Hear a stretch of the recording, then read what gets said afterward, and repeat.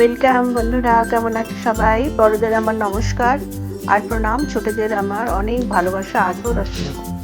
আজকে আমি এই যে কেক ছেলে এনেছিল আমার জন্য, বার্থডে কেক এটা। আর আজ আমি 2 রকমের লাঞ্চ দেবো। আপনারা সবাই চয়েস করে বলবেন কার কোন লাঞ্চটা পছন্দ হয়েছে। তো চলুন তাহলে দেখি।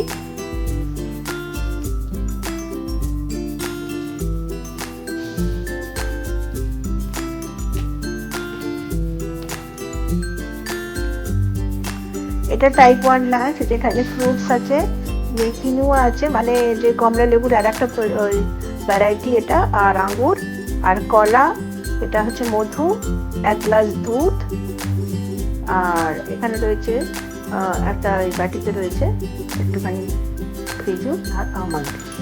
তো এটা দিয়ে আমি একটা প্রিপারেশন করব এখন।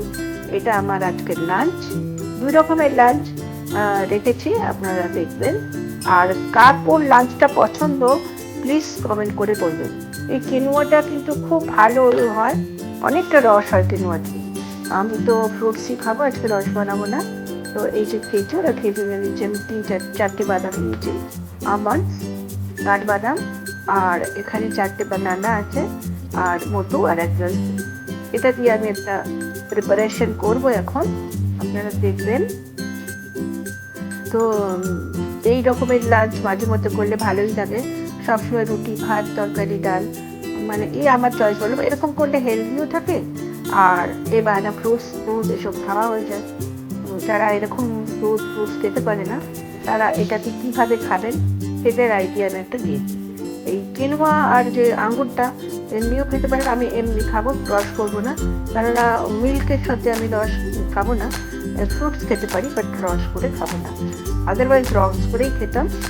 আর এখানে 4টে বানানা আছে, একটু পেকে গেছিলো, তো সেটাই দিয়ে আমি একটা প্রিপারেশন করবো।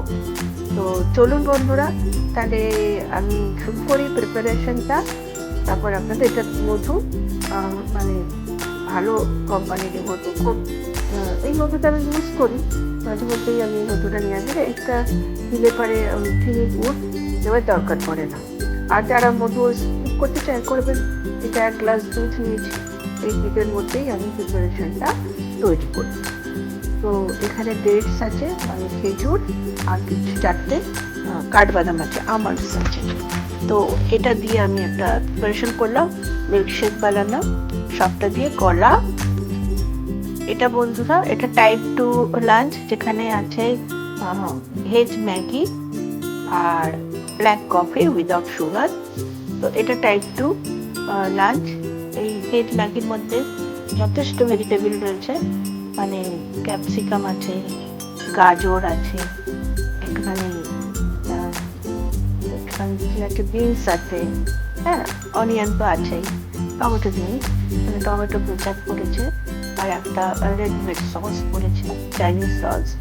আর এটা ব্ল্যাক কফিতে সুগার নেই, তো এটা একটা কম্বিনেশন। এবার এই লাঞ্চটাও করা যেতে পারে, আর এর সাথে ফ্রুটসটাও খেয়ে যেতে পারে, আর মিল্কশেকটাও এটার সাথেও খাওয়া যেতে পারে। কিন্তু আমি যেহেতু দুটো আলাদা আলাদা লাঞ্চ দেখিয়েছি, আমি ওই ফার্স্ট লাঞ্চটা আমি করব, এই সেকেন্ডটা আমি করব না। তো আপনারা যাদের যেই লাঞ্চটা পছন্দ আমাকে প্লিজ কমেন্ট করে বলবেন। তো এই ধরনের লাঞ্চ, তো আপনাদের এইটা কেমন লাগলো, আমার এই আইডিয়াটা প্লিজ কমেন্ট করে বলবেন।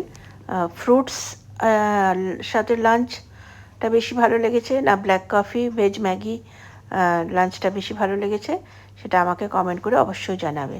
ধন্যবাদ।